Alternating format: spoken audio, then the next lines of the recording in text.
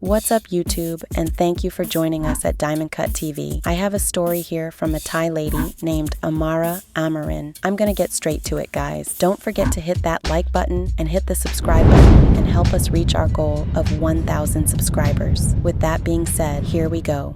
I grew up in a very poor family in a small village just outside of Konkan in Isan, about 450 kilometers north of Bangkok. I have 3 older brothers, and when I was about 10 years old, my dad left us for another woman. This left my mother to raise us all by herself. Our family was like many others in our village, struggling day by day without much education or opportunity. As I approached my 18th birthday, I felt the weight of responsibility on my shoulders. I had always helped my mom as best as I could, but I desperately wanted to find a job to support her and my brothers. Some girls from my village had gone to look for work in places like Bangkok and Pattaya. I was naive and didn't know much about these cities, but I knew I wanted to help my family. During the Songkran festival in 1990, one of my school friends, Kwang, returned home from Pattaya. She looked different, dressed well, and carrying gifts for her family. I was amazed. Kwang told me she had been working in a bar and made good money from foreign tourists who bought drinks for her. She kept her job a secret from her family, telling them she worked as a cashier in a fancy restaurant. Curious and eager to help my family, I asked Kwang about her job. She explained that if I was serious about making money, I should come to Pattaya too. Kwang assured me that I didn't have to go home with customers if I didn't want to. I could earn plenty just by sitting with them and chatting. That night, I couldn't sleep. On one hand, I thought it was disgusting to work in such a way, but on the other hand, I thought about how much my family needed help. It was a tough decision, but ultimately, I wanted my mom to have a better life. So, after Songkran, I decided to go to Pattaya with Kwang. The next day, Kwang explained everything to my mom and promised her that I would get a good-paying job at the same restaurant where she worked.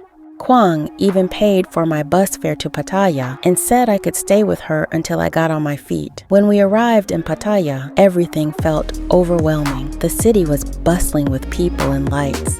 That night, Kwang made me dinner, rice with chicken and vegetables, and it was delicious. We went to sleep excited for what tomorrow would bring. The following day, Kwang introduced me to the bar owner, who explained how everything worked. She told me not to be nervous. All I had to do was smile and sit with customers. If they liked me, they would buy drinks, and that's how I would earn money. I remember feeling scared at the thought of sitting with foreign men, but as the evening went on and customers started coming into the bar, I realized this was a new beginning for me. My first customer was an Australian man who tried to talk to me despite the language barrier. He left after realizing we couldn't communicate well, but tipped me generously before he went. That night, when Kwang came over and told me how much money I'd made in just half an hour, it felt like a fortune.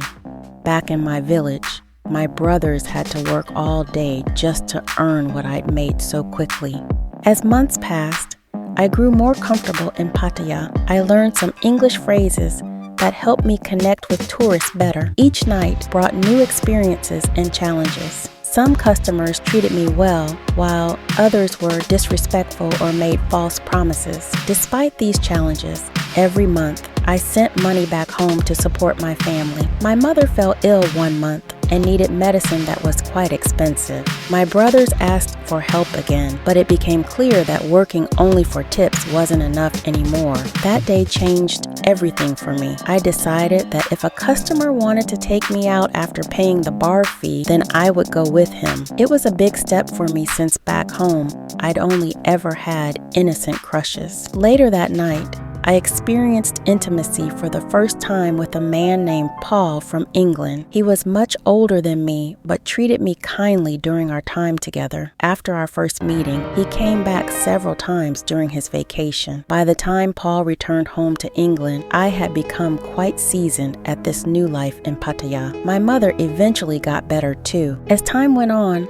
life improved for my family because of the support they received from me. I continued working hard and sending money home while also enjoying moments of happiness with friends at the bar. Each Songkran festival brought bittersweet feelings as it meant returning home to see my family before heading back to work in Pattaya. Now, meeting and going home with men is happening much more frequently. I was nervous about letting a strange man touch me at first, but not anymore. I have been in hundreds of different beds. It is happening at least 5 times a night. I have regular checkups at the doctor's, and now I am used to the doctor giving me bad news. Sometimes I worry about my health and my safety. If I catch something that I can't get rid of, then what will I do? What will I tell my family? One night, I met a Russian guy named Dmitry. He was very rude and disrespectful. I really didn't like him at all, but he was spending money. We had a couple of drinks, and then he asked me to come into the men's bathroom with him. I was a little confused why he wanted me to go with him. I guess he had to use the restroom, and he didn't want to leave me alone, fearing that another man would take me from him. So I grabbed my drink and agreed to go in the restroom with him. He put his hands behind my back and pulled me closer to him. I said, "What is going on?" He said, "Come on, sweetie, let's have a good time," and he handed me 1,400 baht. I really didn't feel comfortable doing this in a bathroom at work because this was against the rules, and I could lose my job doing this, but it was 1,400 baht, and that was a lot of money, so I didn't resist him. After he was done, he said, "Thank you, and I will see you next year," and he started laughing at me, and then he just left as if he had already got what he wanted. I felt very nasty. I was so embarrassed and ashamed. I can't believe that Dmitry just hurt my feelings like that. That Russian guy was very rude and disrespectful,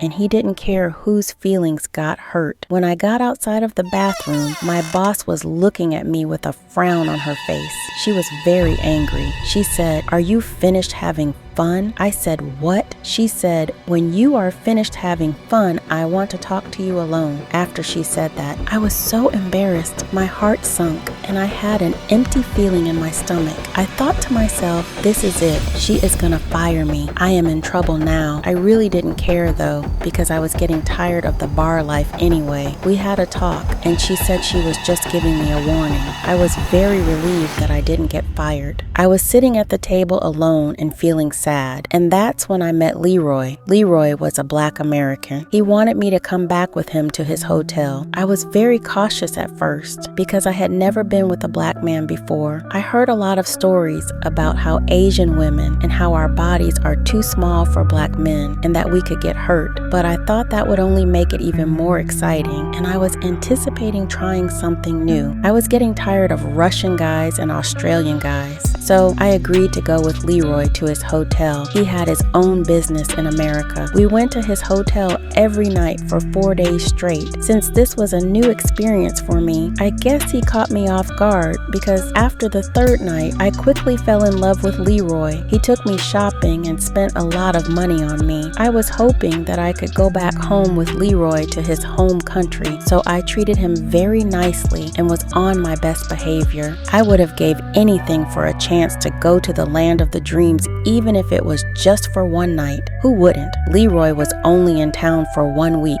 so after a week, that was the end of Leroy. He promised me that he would come back every year, but they always say that, and most foreigners never return. When Leroy left, that made me sad, and I fell into a deep depression. Then one day, while working at the bar again, Jim walked in, a tourist from England who treated me differently than other customers did. He genuinely wanted to know more about me as a person, rather than just seeing me as another girl from the bar. Jim came back many times during his vacations, and eventually asked if I'd like to visit England with him for a holiday. Excited yet nervous about this chance for adventure and change, I agreed without hesitation. In England, Jim showed me kindness and respect that made me realize how different life could be outside of Pattaya's bars. Eventually, Jim proposed marriage so that we could build a life together away from all that I'd known before. Now, married with a son of our own, I'm living a life full of love and happiness that once seemed impossible back in Isan. My journey has taught me resilience and gratitude as I've transformed from a girl seeking opportunities into someone who can provide for her family while creating new memories abroad. As I reflect on where I've come from and how far I've traveled on this journey called life, I feel thankful for every moment that brought me here today. Okay, well, thank you very much for the unique story, Amara. That was a very nice story from a bar girl's perspective. Let me know how you guys feel about this story in the comments. Don't forget to like and subscribe and check out one of my other interesting stories. And if you have a story that you would like to share, hit me up. The email is in the description. Have a good night. Peace and blessings.